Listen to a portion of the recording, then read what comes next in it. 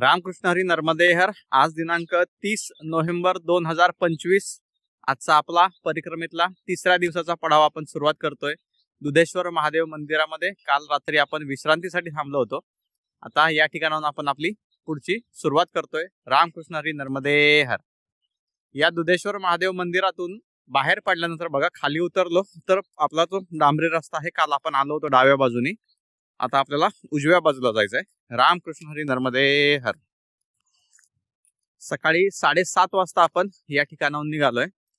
थोडासा उशीरच झाला निघण्यासाठी। रामकृष्ण हरी नर्मदे हर या ठिकाणी मैयाने आपल्याला चाय प्रसादी आणि बालभोग दिला, तो आपण स्वीकारून पुढे मार्गस्थ झालेलो आहे। रामकृष्ण हरी नर्मदे हर। या दुधेश्वर महादेव मंदिराची पण एक कहाणी आहे। तर या ठिकाणी खूप जुन्या काळामध्ये, म्हणजे ही 70वी पिढी आहे जी या मंदिराची सेवा करते। तर त्याच्या अगोदरही या ठिकाणी जे लोक राहत होते त्या लोकांकडे म्हणजे गाय सांभाळून उदरनिर्वाह चालवायचा, अशा प्रकारचं त्यांचं या ठिकाणी साधन होतं। तर त्यातल्या ज्या काही गाया असतील त्यातली एक गाय या ठिकाणी शिवलिंगावर यायची आणि शिवलिंगावरती तिच्या पूर्ण दुधाने अभिषेक करायची, म्हणजे आपोआप शिवलिंगावरती तिच्या सडातून दूध वाहिलं जायचं आणि ती तिथं येऊन रोज उभी राहायची आणि पूर्ण दूध त्या शिवलिंगावरती सोडून ती घरी जात होती। ज्यावेळेस घरी गेल्यानंतर समजा आता त्या शेतकऱ्याकडे जर 8-10 गाय असतील तर त्या 10 गायांपैकी एका गायीचं दूधच निघत नाही, असं ज्यावेळेस त्याला कळालं, 1-2-3 वेळा असा अनुभव आल्यानंतर तो शेतकरी बघायला आला की नक्की होतंय काय, कोण दूध काढून घेऊन जाते गायीचं आपल्या। त्याच्यामुळे तो बघायला आल्यानंतर या ठिकाणी त्याला ते दिसलं की या ठिकाणी दगडावरती ही गाय दुधाने पूर्ण अभिषेक करते। त्यावेळेस त्या ठिकाणी ते शिवलिंग स्थापित करण्यात आलं होतं आणि ते शिवलिंग स्थापित केल्यानंतर आता हा शेतकरी खरंच त्या गायीचा सांभाळ करतोय का नाही हे बघण्यासाठी एक परीक्षा घेण्यात आली होती शंकर महादेवांकडनं। त्यावेळेस ते वाघ रूपामध्ये त्या गायीला त्रास देण्यासाठी गेले होते। तर त्यावेळेस त्या शेतकऱ्याने, म्हणजे जो गोपालक होता, त्या गोपालकाने त्या गायीचं संरक्षण केलं। त्यामुळे त्या ठिकाणी व्याघ्र रूपामध्ये त्या शेतकऱ्याला शंकर महादेवाने दर्शन दिलं आणि त्यावेळेसपासून या ठिकाणी हे दुधेश्वर महादेव मंदिर स्थित झालंय आणि पुढे आपण वाघ्रेश्वर महादेव मंदिराकडे पण जाणार आहोत। त्या ठिकाणी त्यांनी व्याघ्र रूपामध्ये दर्शन दिलं होतं, म्हणून त्या ठिकाणी ते शिवलिंग स्थापित करण्यात आलेलं आहे। अशी या 2 शिवलिंगाची ही कहाणी आहे। तर आपण अजून दर्शन घेतलं नाही व्याघ्रेश्वरांचं, पण तिथं दर्शन घेतल्यावरती ही कहाणी आहे त्याची, हे लक्षात ठेवा तुम्ही। रामकृष्ण हरी नर्मदे हर। महंतांनी आपल्याला या सगळ्या गोष्टी सांगितलेल्या आहेत, कथा पुराणांमध्ये पण आहे, पण यांनी सांगितल्यानंतर अजून थोड्याशा जास्त प्रमाणात आपल्याला या कळालेल्या आहेत। रामकृष्ण हरी नर्मदे हर। रामकृष्ण हरी नर्मदे हर। खाली आपण त्या डांबरीने चाललो होतो, तर डांबरीने वरती चढून आल्यानंतर या ठिकाणी बघा वाघेश्वर महादेव मंदिर आहे, त्याचं आपण आता दर्शन करूयात। या मंदिराच्या आतमध्येच बघा गोशाळा आहे आणि इथं छोटासा आश्रम पण आहे। आपण आतमध्ये जाऊन दर्शन घेऊयात। आश्रमातून आतमध्ये आल्यानंतर या ठिकाणी वाघेश्वर महादेव शिवलिंग आहे, आपण आत जाऊया। नंदी महाराजांचं दर्शन घेऊन आपण पुढे जाऊयात। रामकृष्ण हरी नर्मदे हर। अशा प्रकारचं प्राचीन असं वाघेश्वर महादेव शिवलिंग आहे। ओम नमः शिवाय, ओम नमः शिवाय, ओम नमः शिवाय। रामकृष्ण हरी नर्मदे हर। रामकृष्ण हरी नर्मदे हर। आपण या ठिकाणी वाघेश्वर महादेव मंदिरात दर्शन घेतलेलं आहे। मंदिराचा परिसर बघा, सुंदर असा परिसर आहे, गोशाळा आहे या ठिकाणी आणि आपण या ठिकाणाहून पाऊल वाटेने वरती चढलो होतो। पाठीमागं दुधेश्वर महादेव मंदिरापासून साधारण हे मंदिर अर्धा किलोमीटर वरतीच आहे। फक्त वरती येताना कळस बघून पाऊल वाटेने यायचंय आणि खाली जाताना मंदिराच्या समोरूनच जो उजव्या बाजूला डांबरी रस्ता गेलेला आहे छोटासा कच्चा, त्या कच्च्या रस्त्याने जर आपण गेलो तर आपण पुन्हा ज्या डांबरीने वरती चढलो होतो त्या डांबरीला जाऊन पुढे भेटणार आहोत। रामकृष्ण हरी नर्मदे हर। रामकृष्ण हरी नर्मदे हर। अशा प्रकारे आपण पुन्हा त्या डांबरीला येऊन भेटलोय। आता इथून पुढे आपल्याला सर्पेश्वर महादेव मंदिर लागणार आहे, त्या ठिकाणी दर्शन घेऊयात आपण। रामकृष्ण हरी नर्मदे हर।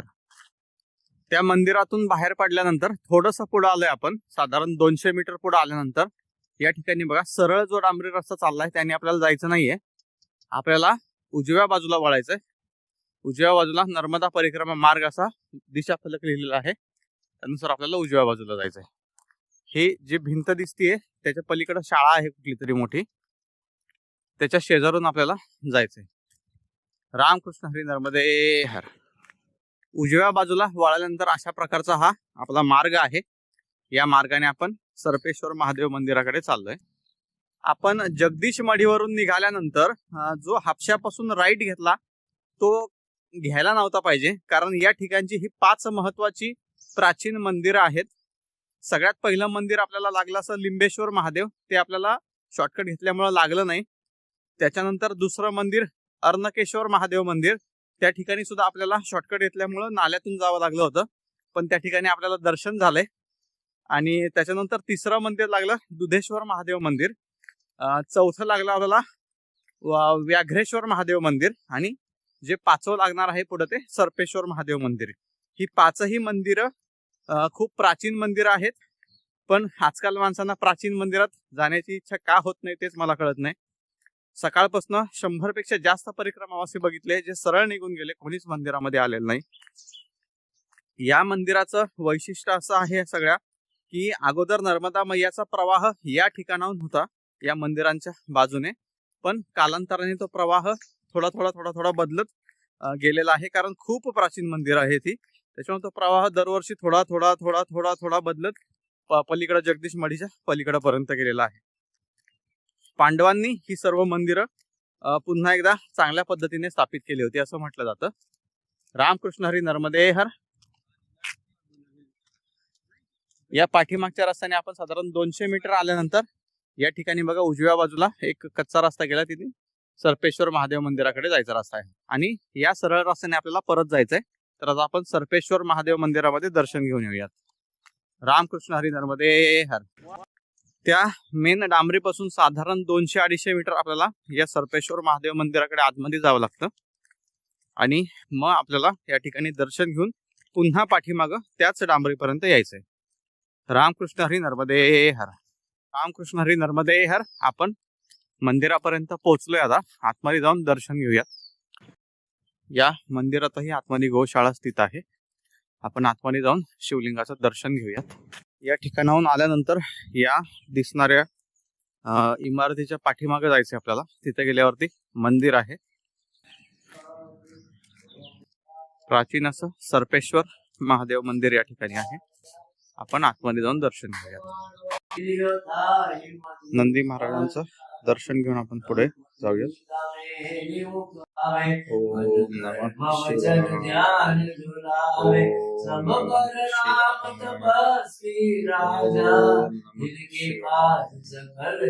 रामकृष्ण हरी नर्मदे. सर्पेश्वर महादेव मंदिराच्या बाजूलाच या ठिकाणी हनुमान मंदिर आणि राम मंदिर आहे. आपण हनुमान मंदिराचंही दर्शन घेतलंय, आणि या ठिकाणी राम मंदिर आहे त्याचंही आपण दर्शन घेतलेलं आहे. रामकृष्ण हरी नर्मदे हर. जय श्रीराम, जय सीताराम.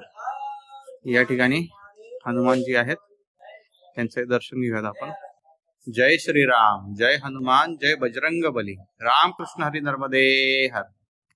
रामकृष्ण हरी नर्मदे हर. या ठिकाणी आपण सर्पेश्वर महादेव मंदिरात दर्शन घेतलंय. आता त्या ठिकाणची जी काही कथा आहे पुराणांमधली ती बघूयात आपण. एकदा गरुडराज आणि सर्पदेव यांच्यामध्ये युद्ध झालं होतं, आणि हे जे ठिकाण आहे हे सर्पांचं राज्य असं मानलं जात होतं त्या काळामध्ये. तर ज्यावेळेस युद्ध झालं त्यावेळेस गरुडराज तर खूप ताकदवान होते, त्याच्यामुळे सर्पराजांचा त्या ठिकाणी पराभव होताना त्यांना दिसला. त्यावेळेस ते त्या ठिकाणाहून युद्धाच्या ठिकाणाहून निघून त्यांच्या या क्षेत्रामध्ये आले, आणि या ठिकाणी ते लपून बसले होते. आणि लपून बसून या युद्धाच्या पराभवामधून त्यांचा उद्धार व्हावा म्हणून त्यांनी या ठिकाणी महादेवांचं शिवलिंग स्थापित केलं, आणि या ठिकाणी त्यांची आराधना केली. त्यांचं नाव धनंजय सर्प असं नाव होतं त्यांचं. हे द्वापार युगात स्थापित केलेलं शिवलिंग आहे, आणि हे जे 5ही शिवलिंग आहे त्या 5ही शिवलिंगाचं विशेष अजून महत्व असं आहे की या ठिकाणी ज्यावेळेस रामजी वनवासात होते त्यावेळेस या सर्व तीर्थांमध्ये त्यांनी साधना केलेली आहे, पूजा अर्चा केलेली आहे, त्याच्यामुळे अजून विशेष महत्व या ठिकाणांना प्राप्त होतं. आणि ज्यावेळेस धनंजय यांनी या ठिकाणी आराधना केली त्यावेळेस स्वतः भगवान श्री शंकर या ठिकाणी प्रकट झाले आणि त्यांनी त्यांना वरदान दिलं की माझ्या नावाच्या अगोदर या ठिकाणी तुमचं नाव वापरलं जाईल आणि तुम्हाला कुणाचीच भीती राहणार नाही, अशा प्रकारचं वरदान त्यांना या ठिकाणी दिलं. आणि त्यावेळेसपासून या ठिकाणी सर्पेश्वर महादेव हे नाव प्रचलित झालं. त्याचबरोबर या ठिकाणी भरपूर सर्प आहेत या गावामध्ये, पण ते सर्प इथल्या कोणत्याही रहिवाशाला किंवा ग्रामस्थाला त्रास देत नाहीत, अशा प्रकारचे कथा या ठिकाणी आहे. त्याचबरोबर या ठिकाणी मोर जे आहेत ते मोर सुद्धा स्वच्छंदाने वावरत असताना या ठिकाणी आपल्याला दिसतात. कालही तुम्हाला व्हिडिओमध्ये दाखवलं आणि आजही 2-3 वेळा मोर दिसले, पण व्हिडिओ काढता आला नाही आपल्याला त्या ठिकाणी. आताही या ठिकाणी एक समोर मोर आहे बघा, दिसत असेल तुम्हाला तर. या ठिकाणी समोर मोर आहे, तो स्वच्छंदाने या ठिकाणी फिरतोय, कशाचीही भीती नाही आणि काहीच नाही. या ठिकाणी आपण मंदिरातून बाहेर आल्यानंतर आपल्याला हा डांबरी पुन्हा भेटलेला आहे आणि या डांबरीने आपण आता उजव्या बाजूला चाललोय.